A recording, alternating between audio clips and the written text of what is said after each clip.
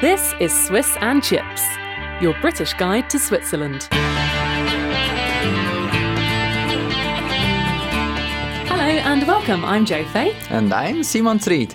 And in this second episode of Swiss and Chips, we're talking about food. Eats your way happy. Yay! Yum, yum, yum.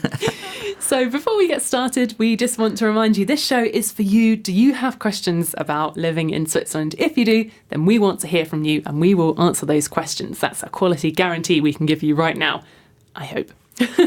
No, if you want to know something, then you can find a way to get in touch with us on our website, swissandchips.com. Yeah, totally. It's more fun if you write to us, so we are not so alone. Exactly. Get in touch, ask us your questions, or even tell us what you think. So this is a good point, I think, to start talking about the very important topic today, which is food. You mean Swiss and chips? Yes. So yeah, it's a good starting point. So let's talk about Swiss and chips. I mean, fish and chips. Aha. So... Like what you did there. Yeah, crazy, huh? So anyway, fish and chips, you introduced me to that and Yes. it was disgusting. What? No, it was quite good, but you know, it's like most of the British food, I would say. It's quite...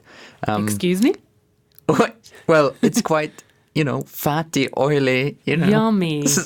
Yeah, no, and lumpy chips Lumpy. and... Ugh.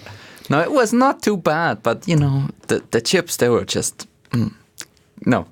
I need to intercept this point and say you've just insulted our national dish, one of, but that's okay because other people before you have and will continue to do so, I'm sure. I think we've got a big cultural difference when it comes to chips. Yeah, that's true. With us, these what you call chips, the lumpy potatoes. The lumpy, chunky, oily juicy. potatoes, yeah. Chunky, juicy, you know, fat cut kind of thing. You don't really find them in Switzerland. We have them sometimes, but, you know, they usually have wedges or something. Wedges, yeah. They are called differently. This fat chips, we usually have more skinny chips or fries. Yeah, that's which true. are, you know... They're also nice, but I mean, in fish and chips, there's no place for a skinny fry there, unfortunately. Oh, it's God. all about the flavour. But and we maybe love it's it. just in general that you don't really find fish and chips in Switzerland. Or did you found somewhere a nice place? Well, funny you should mention that, because at the main station in Zurich, they have a Nordsee, this sort of small chain of different types of fish, sometimes with chips. Yeah, And it's not a Swiss chain, I think. Oh, isn't but it? I don't think so, no. Well, they basically make an imitation British fish and chips, and it has something similar to a large chicken nugget, which is actually fish.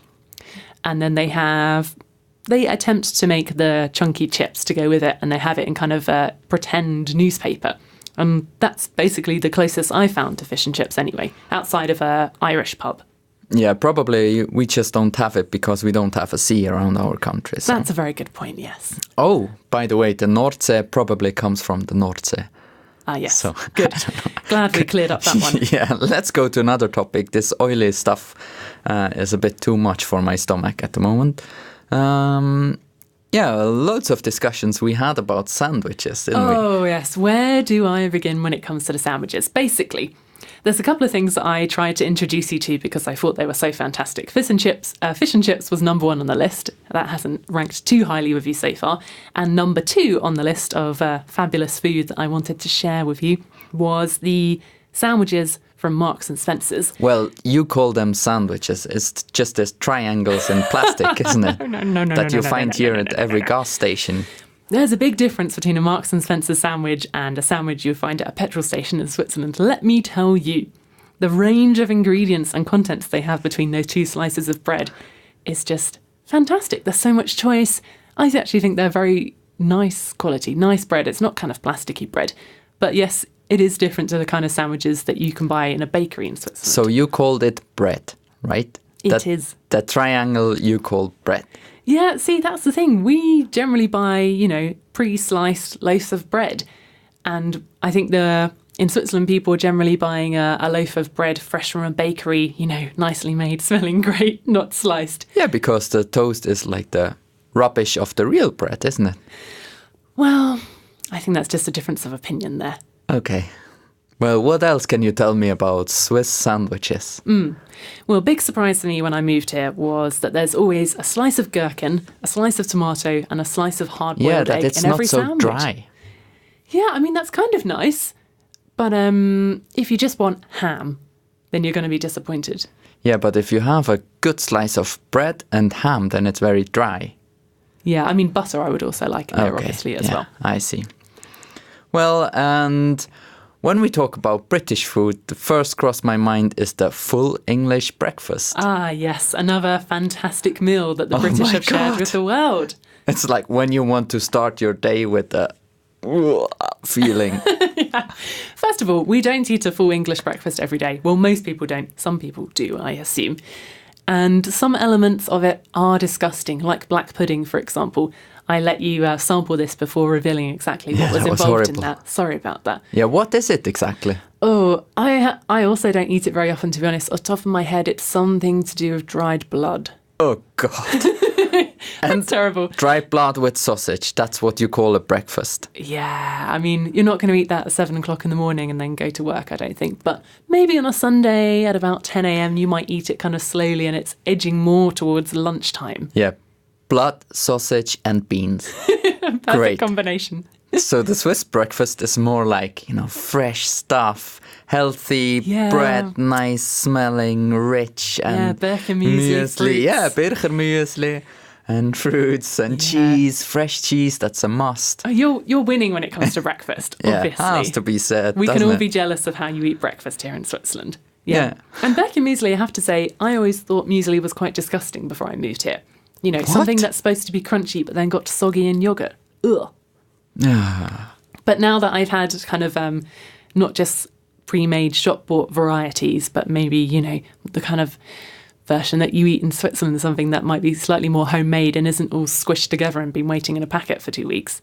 Yeah, I have to say I quite like it. Yeah, let's just summarize. There are quite big differences between Swiss and British food, and also the expectations and the taste is very different in some parts. That's true. Mm-hmm.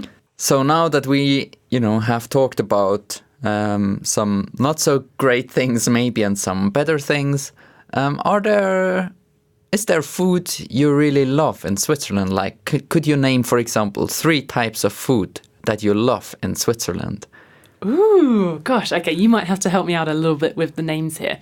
But I would have to say, although I couldn't eat it every day, fondue is really yummy. Cheese fondue or... Cheese fondue, yes. Okay. The other types of fondue are okay, but I think fondue cheese is... chinoise or bourguignon.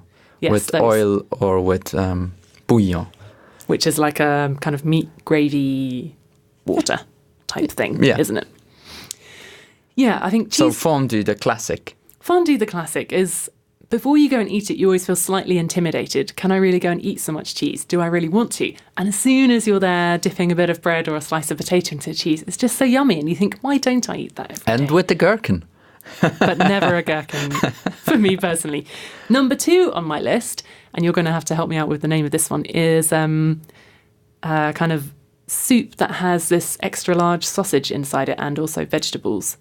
Soup? Oh, basically it's just soup. Oh, sausage soup. Yummy. What a great combination. Yeah, it's a Boerenwurst.